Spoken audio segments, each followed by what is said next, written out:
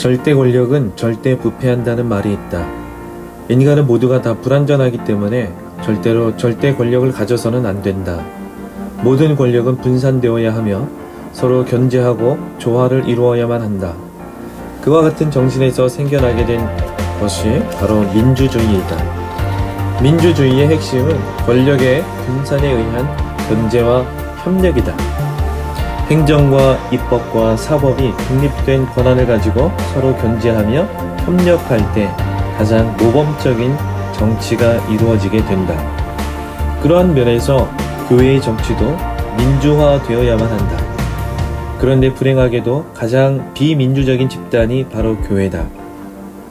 교회가 이와 같은 점을 스스로 비판하고 시정하지 않는다면 점점 낙후하여 교회의 정치의 후진성으로 말미암아 퇴보하는 우를 범하게 될 것이다. 사실은 그와 같은 우가 이미 한국 교회에 나타난 지 오래다. 한국 교회의 대부분은 장로 제도를 채택하고 있다. 장로는 계급은 아니지만 교회의 어른으로서 교회와 교인들의 신앙생활을 감독하고 지도하기 위하여 뽑은 직분이요 성경이 권장하고 있는 제도이다. 어느 가정이나 어른이 있어야 반듯한 가정이 되고 어느 집단이나 그 집단을 감독하는 어른이 있어야 좋은 집단이 된다. 그것은 교회도 마찬가지다.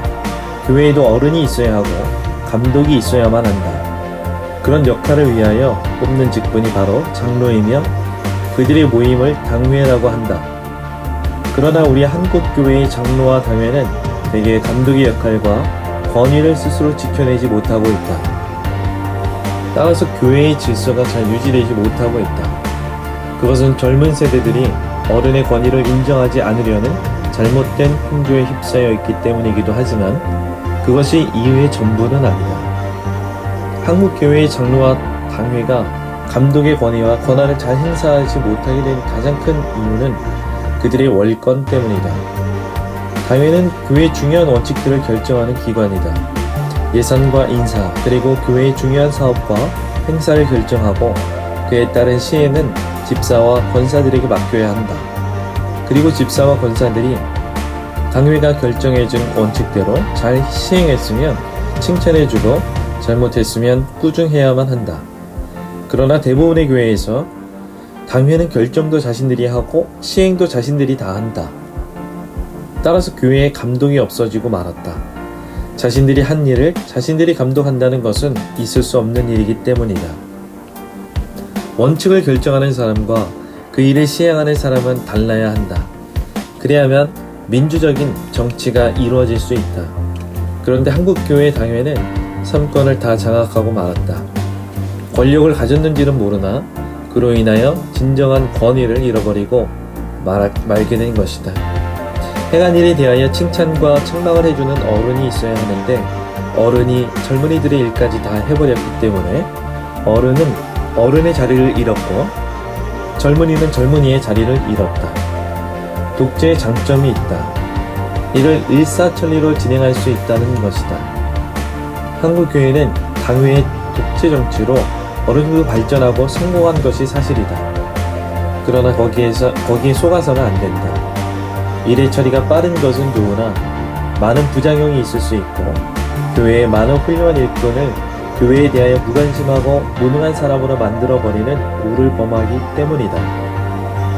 결과적으로 교회는 잠시 성장하는 듯 하다가 거의 구제불능의 정치에 침체 이렇게 빠지게 되고 말 것이다.